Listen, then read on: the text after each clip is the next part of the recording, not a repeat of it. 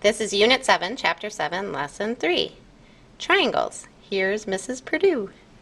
Hi, welcome back. Today we're going to learn how to classify and name triangles by their angles and by their sides. So your I can statement is, I can classify triangles by its sides and angles and find the missing angle measure. So you're going to be writing equations when we get to this part. So, classifying triangles. There are two ways you're going to classify triangles. The first way is by its angles. The second way is by its sides. So if we look at the acute angle, what you learned in lesson 1 is an acute angle is less than 90 degrees. So if a triangle is an acute triangle, it will have three angles that are less than 90 degrees, and this triangle is going to look something like this. Where this angle is less than 90, this is less than 90, and this angle is less than 90. We would call that an acute triangle. The second type of triangle is a right triangle. This is a type of triangle where it has exactly one right angle. So this type of triangle is going to have a little box in the corner that indicates it is a 90-degree angle. We would name this a right triangle because of that right angle. The third type of triangle, when we name it by its angles, is an obtuse triangle. This triangle is going to be where you have an angle down here where it is more than 90 degrees but less than 180. So these are the three words you're going to use to describe a triangle by classifying it by its angles. The second part is using it by its sides. So if we have a scalene triangle, this means that no sides are the same measure. So a scalene triangle will look something like this, where this side is different from this side as well as this side. So no sides are the same measure. Now an isosceles triangle, two sides are the same measure.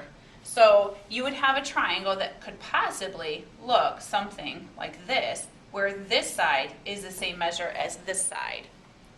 And then you have an equilateral triangle, which in this case, all sides are the same measure. And when you have an equilateral triangle, it also has to be equal angular. So all angles would be the same measure as well. So those are the words that you are going to use to describe a triangle by its sides. When you classify a triangle, you need to choose a word from the angles and from its sides to classify the triangle properly. So let's give it a try. So the first one, before we try, we need to talk about some vocabulary. The first word we're going to learn is congruent. You may have heard congruent before. Congruent just means that it has the same measure, whether you're talking about angles or its sides. Okay? So the symbol for congruent is an equal sign with a tilde above it. So instead of writing out congruent all the time, you can certainly use this symbol. Now, if you notice in the last board, I used tick marks to describe the angle or the sides. When you have tick marks, if there's one tick mark on two sides, that means that it indicates that there's congruent sides. If you have arcs, this arc on the triangles indicate that the congruent angles appear. So on the other board, I was drawing triangles where you had an isosceles triangle, and I drew a tick mark here and here. Those tick marks indicate that those two sides are congruent. Okay? So down here I have triangle ABC, and I wrote out how you are eventually going to see it in geometry, where you have side AB is congruent to side CB. Or with the arcs, triangle XYZ, do you see the arcs? This is telling you angle Y is congruent to angle Z. This is how you are eventually going to see it, and you need to know that this is a congruent symbol.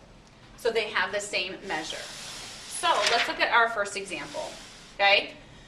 So the first example is we are going to classify the triangle by its angles and by its sides. So we need to choose a word off of the angles and off of the sides.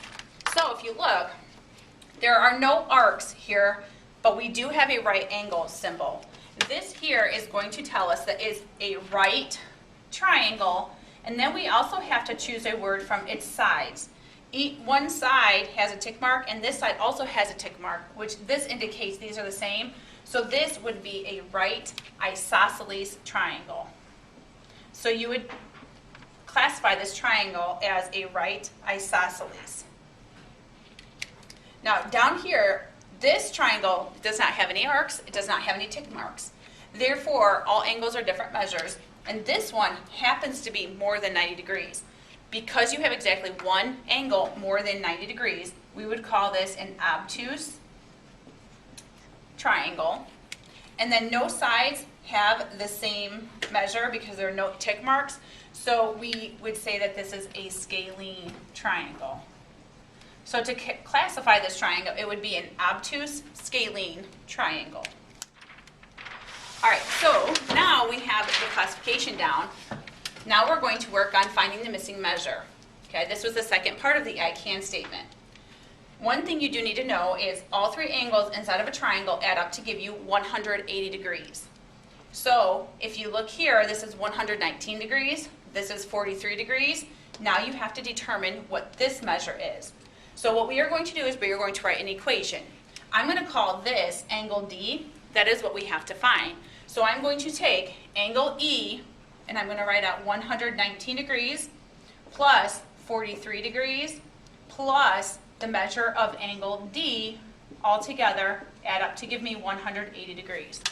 So now you can combine 119 and 43. If you add those together, you will end up with 162 degrees plus the measure of angle D is equal to 180. Subtract your 162 just like we did in the equation. So you got to subtract 162 over here, and therefore this would be 18 degrees. So the measure of angle D is 18 degrees. And then you could check your work, and you could add 119 plus 43 plus 18 degrees, and you will get 180 degrees. So let's see if you can hit the target. The first thing you need to do is draw this triangle, and you need to classify the triangle by its angles and by its sides. So you need to have two words to describe this triangle. The second part is you have to find the measure of angle C if the measure of angle A is 25 degrees and the measure of angle B is 108 degrees. A hint for number 2, draw yourself a triangle and label 2 of the 3 angles. Good luck.